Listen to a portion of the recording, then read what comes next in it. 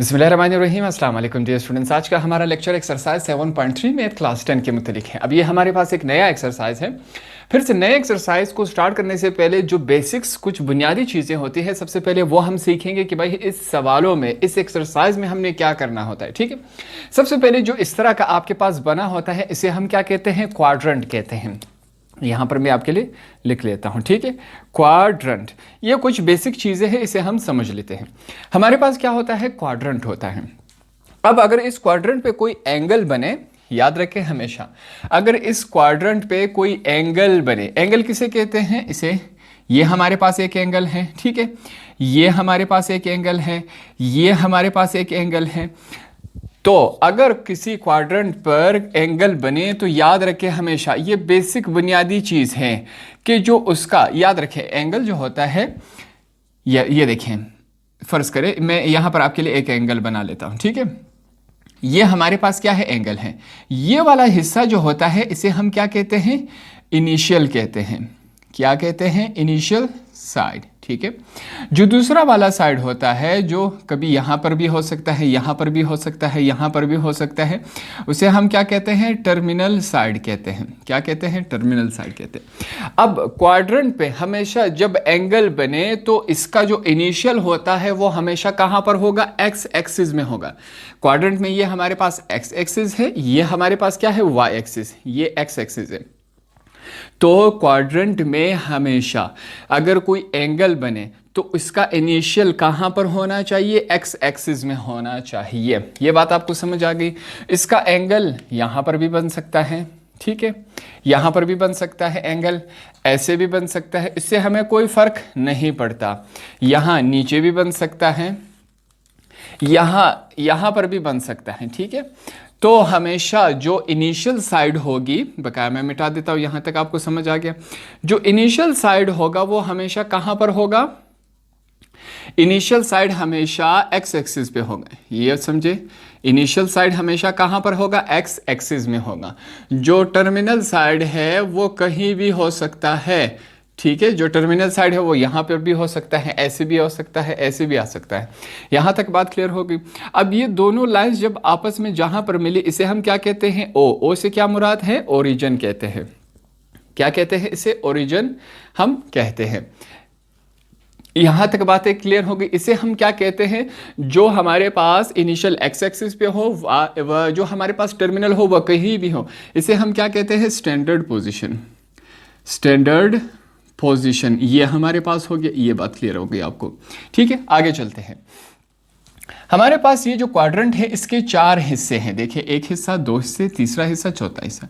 जो पहला होगा इसे हम क्या कहेंगे? First quadrant. क्या कहेंगे? First quadrant. जो ये वाला साइड होगा इसे हम सेकंड क्वाड्रेंट कहेंगे।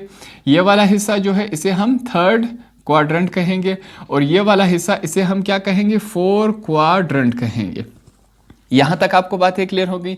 अगर आपसे ये चीज़ें बोल रही हैं तो आप अपनी कॉपी में रफ वर्क पे साइड पे बना लें, ताकि सवाल करते वक्त ये हमें आसानी से आ सके।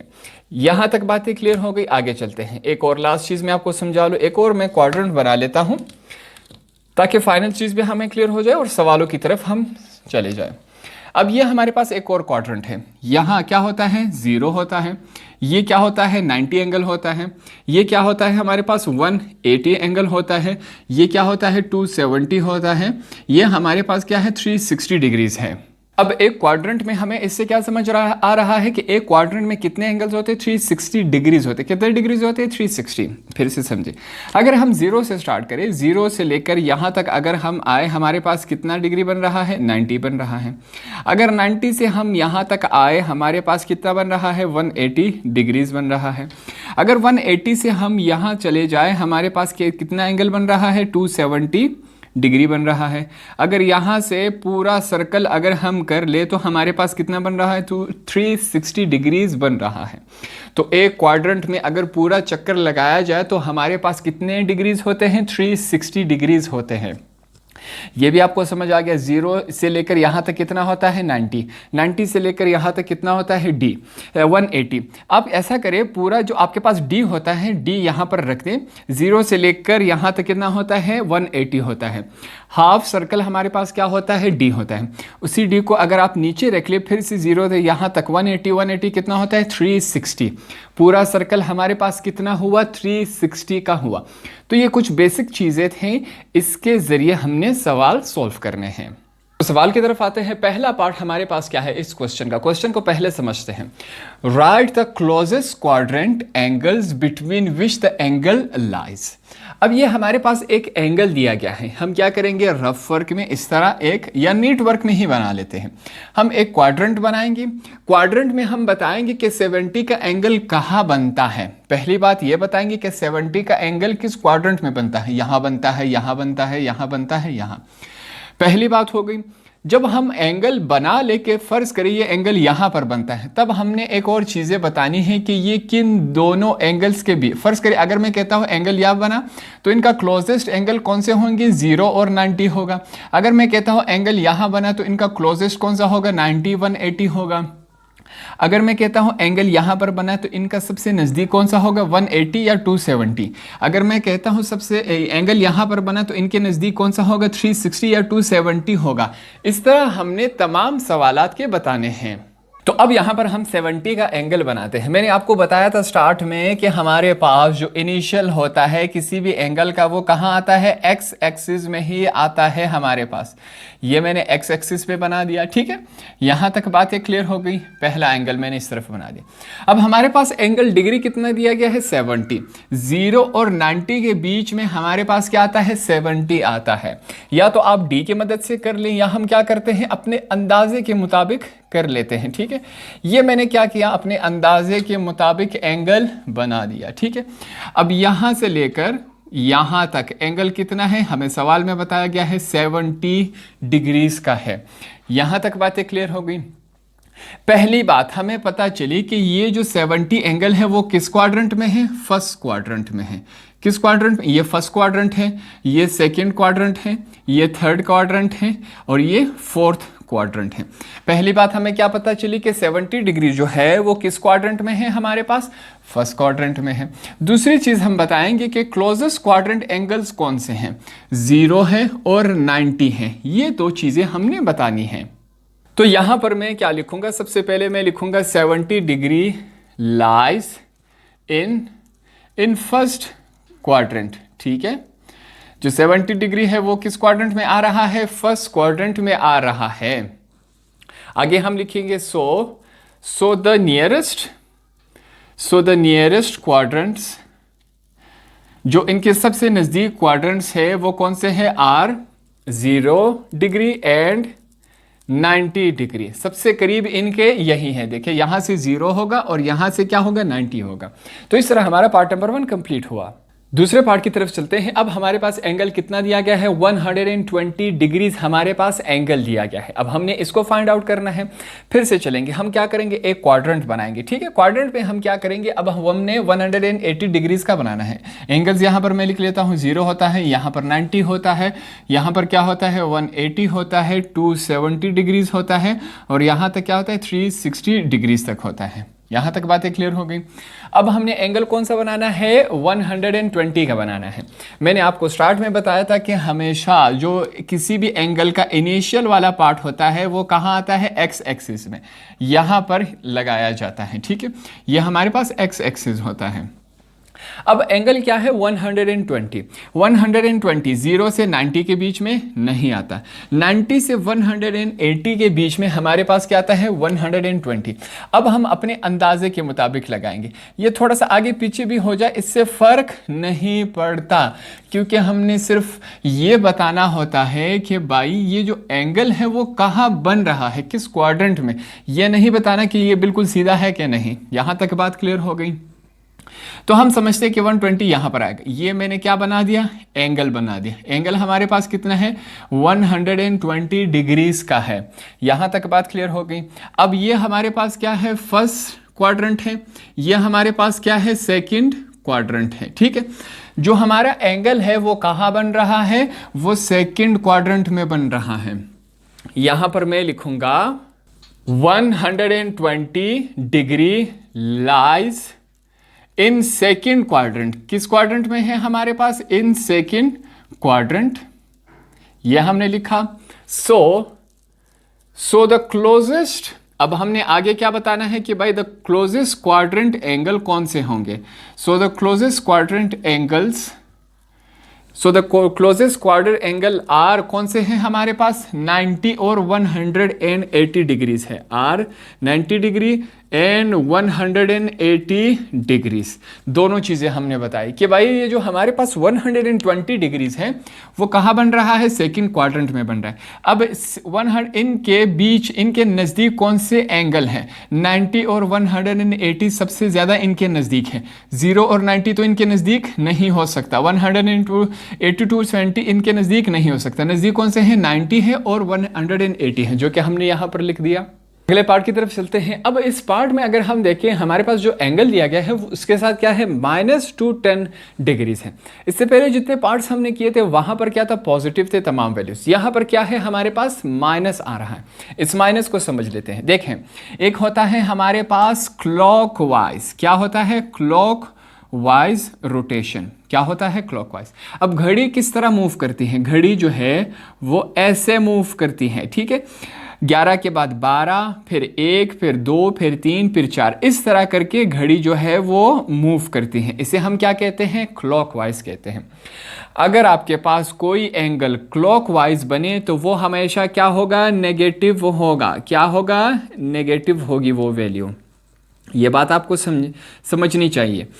ये जो हमारे पास घड़ी है ये क्या होगी, एंटी क्लॉकवाइज। एंटी मतलब क्लॉक, जो जिस तरह घड़ी होती है उसके बिल्कुल ऑपोजिट चल रही है, ठीक है। कैसे चल रही है, घड़ी तो हमने सीखी, घड़ी यूं घूम रही होती है। ये हमारे पास जो है वो यूं बिल्कुल इसके ऑपोजिट घूम रही है। क्या कर रही है, बिल्कुल ऑपोजिट घूम रही है। इसे हम क्या कहते हैं, एंटी क्लॉकवाइज। जितने भी एंटी क्लॉकवाइज होते हैं वो हमारे पास क्या होते हैं, पॉजिटिव होते हैं। क्या होते हैं, पॉजिटिव होते हैं। अब ये तो आपको समझ आ गया कि क्या क्लॉकवाइज होता है, क्या एंटी क्लॉकवाइज होता है। जो क्लॉकवाइज, जिस तरह घड़ी काम करती है, अगर उस तरह एंगल बने तो हमारे पास क्या होगा, वो नेगेटिव होगी। अगर एंटी क्लॉकवाइज हमारे पास कोई एंगल बने वो क्या होगा, पॉजिटिव होगा। अब इस तरह समझते हैं। ये देखें, यहां से पहले ये हमारे पास क्या हुआ, इनिशियल हो गया। यहां से एंगल इस तरफ बना, क्या है, एंटी क्लॉकवाइज है, एंटी क्लॉकवाइज है। इस तरफ जब बनेगा तो हमारे पास क्या होगा, पॉजिटिव होगा। ये बात समझ आ गई। अगर हमारे पास एंगल फर्ज करें यहाँ पर बनता है, एंगल यहाँ से लेकर यहाँ तक बन रहा है तो ये हमारे पास क्या है, क्लॉकवाइज। क्या बन रहा है, क्लॉकवाइज। क्लॉकवाइज बनेगा तो वो हमारे पास क्या आएगा, नेगेटिव ही आएगा। अब ये सवाल जो है हमारे पास क्या है, -10 है। मतलब क्या हुआ कि क्लॉकवाइज है वैल्यू, क्या है, क्लॉकवाइज। तो इस वजह से हम वैल्यू कैसे बनाएंगे, क्लॉकवाइज की तर्ज पर हम बनाएंगे। हमारे जो इनिशियल होगा वो सेम एज इट इज हमारे पास एक्स एक्सिस पर ही रहेगा, ठीक है। ये बात क्लियर हो गई। वैल्यू क्या है, -210 है, 210 है। अब 210 कहाँ पर आता है, 360 या 270 के बीच में तो नहीं आता। 270 से लेकर 180 के बीच में हमारे पास ये एंगल आता है, ठीक है। फर्ज करें मैं कहता हूं कि ये जो हमारे पास 210 है वो यहां पर बन रहा है। क्यों यहां नीचे बना, अब जो हमारे पास एंगल है वो क्या है, हमारे पास क्लॉकवाइज है। एंगल इस दफा क्या है, क्लॉकवाइज है।